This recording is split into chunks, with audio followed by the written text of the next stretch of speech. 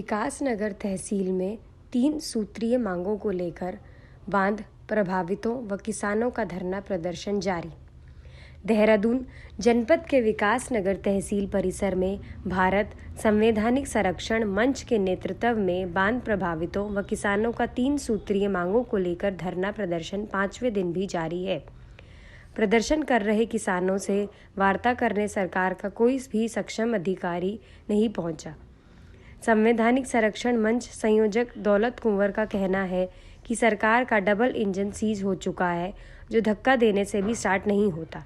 अपनी 3 सूत्रीय मांगों पर उन्होंने कहा कि हमारी मांगें बहुत बड़े स्तर की नहीं है। बांध प्रभावितों का जो पैसा उप जिलाधिकारी महोदय के खाते में है वह किसानों को दिया जाए और सरकार ने जिन किसानों को अभी तक धान का पैसा नहीं दिया गया है वह दिया जाए। वहीं बिहार के मोटोगी क्षेत्र में दिल्ली से आए व्यक्ति द्वारा किए गए अवैध निर्माण व कब्जे को हटाया जाए।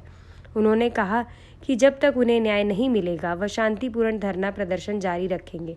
आइए आपको दिखाते हैं इलम सिंह चौहान की यह रिपोर्ट। विनाशकालीन विपरीत बुद्धि, हम लोग गन्ना मांग रहे हैं, लेकिन ये जो सरकार है डबल इंजन की, जो धुआं छोड़ रही है, 4 साल पूरे हो गए। जब भी हम धक्का मारने जाते हैं सचिवालय तो थोड़ा दग करके वो इसका इंजन मुझे लग रहा सीज हो चुका है। इसलिए जो हम यहाँ पे बैठे, हम 2-4 दिन से नहीं, पूरे 5 दिन हो गए, 24 घंटे माननीय महोदय यहाँ पर हम लोग जो है बहुत शांतिपूर्ण तरीके से बैठे हैं और बहुत छोटी मांगे हैं। ऐसे भी नहीं कि कोई मुख्यमंत्री स्तर की है या कोई सचिवालय स्तर की है, उप जिलाधिकारी जी के स्तर की है। 2016 से लेकर आज तक उनके खाते में 1 करोड़ रुपए पड़ा हुआ है विस्थापितों का, जो अनुग्रह राशि का बकाया है। यदि इनका पैसा बैंक में होता तो 2016 से लेकर आज तक बैंक इनको 70 लाख रुपए ब्याज के दे देती है आज तक।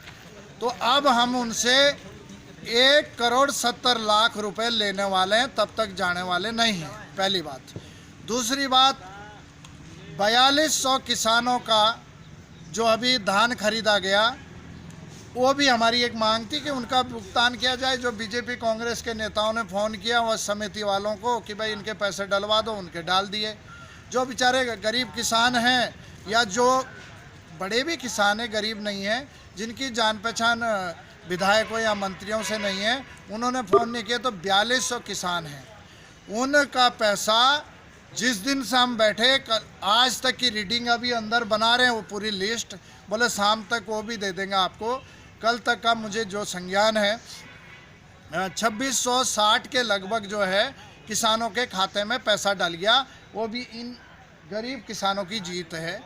तीसरा, मटोगी ग्राम सभा में जो दिल्ली का आदमी आता है और वहाँ पर जो है एक सुंदर जगह में होटल बना रहा है। हम एसडीएम साहब के पास आए थे 10 बार, डीएम साहब के पास गए और उन्होंने कहा था मुझे कि मैं 7 दिन में वो जगह खाली करवा दूंगा, क्योंकि अगर ग्राम सभा की है।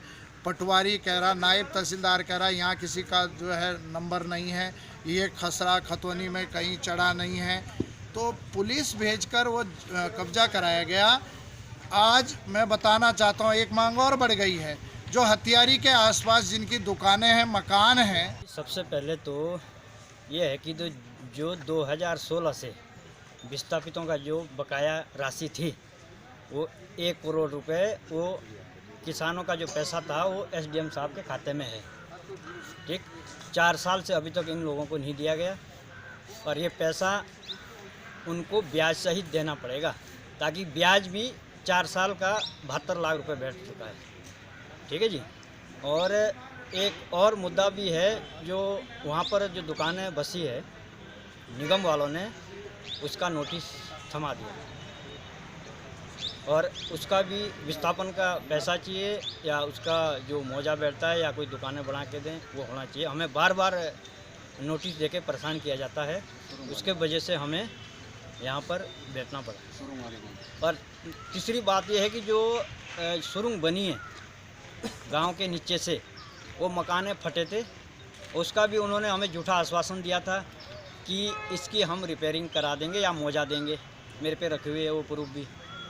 पेपर में। 1 महीना का टाइम दिया था एसडीएम साहब ने, उस समय जितेंद्र कुमार थे, लेकिन उनका ट्रांसफर उसी समय करवा दिया मुन्ना सिंह चौहान जी ने, ताकि ये मामला दब जाए।